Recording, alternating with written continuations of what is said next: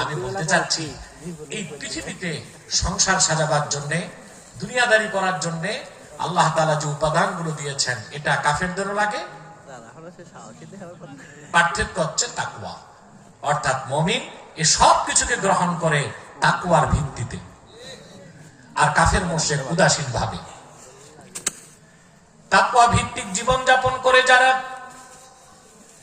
দুনিয়ার উপর আখিরাতকে প্রাধান্য দেয়, আল্লাহ পাক বলেন ইনদা রাব্বিহিম জান্নাত,